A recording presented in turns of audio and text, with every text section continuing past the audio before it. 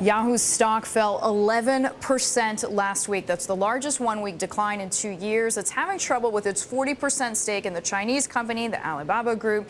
Conflicting reports, but it seems as if Yahoo was left in the dark over a spin-off of Alipay, that is Alibaba's lucrative online pay site. Scott Kessler downgraded Yahoo from a buy to a hold on the recent events. He's head of tech sector equity research at Standard & Poor's. He's in the newsroom with me this morning. Scott, thanks for coming in to talk about Yahoo. I mean, there seems to be a lot of he said, she said between Yahoo and Alibaba Group. But for the average investor in Yahoo, does it just show that Alibaba Group has more power than Yahoo? Deirdre, I think really the way people should be thinking about this situation is really 4 R's, right? Rights and recourse, what Yahoo essentially has and how they're going to be able to reclaim that to some extent. And then most importantly, for most investors, risk reward. And we would argue that after these events, the risk is higher and the potential reward is lower. Because investors don't want to think that Yahoo paid $1 billion for this stake in this growing Chinese firm. It got its foothold in China. It was supposed to be a good thing. Now it looks like $1 billion is a lot to pay for marketing.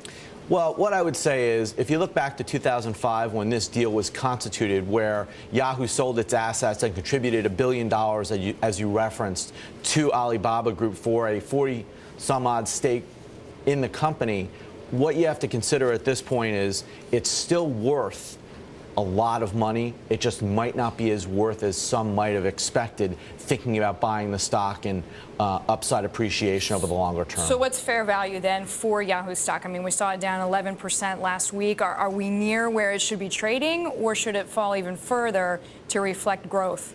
Well, our 12-month target price is $19. So essentially, we see more upside, but we would argue that given the circumstances, it's really not clear exactly what's going to happen next.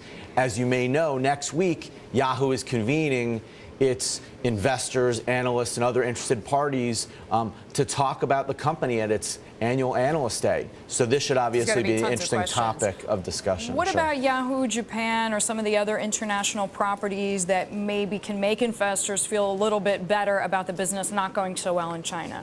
Well, what I would say is, look, if you think about the investment in Yahoo Japan, they own 35% of the company. It's publicly traded. And that relationship has been well developed. It's clear. You can know what it's worth almost minute to minute.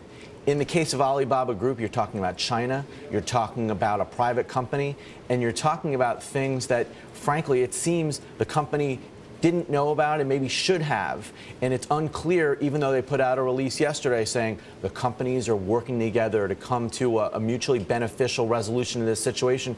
Who knows what that's going to be or when that's going to be achieved? Yeah, because according to Alibaba Group, they made Yahoo aware of these developments a long time ago, saying, look, Alipay is technically a financial site and it has to be 100% Chinese owned. We've told you about this for a long time, and Yahoo says, we didn't quite see it that way. We didn't understand it that way.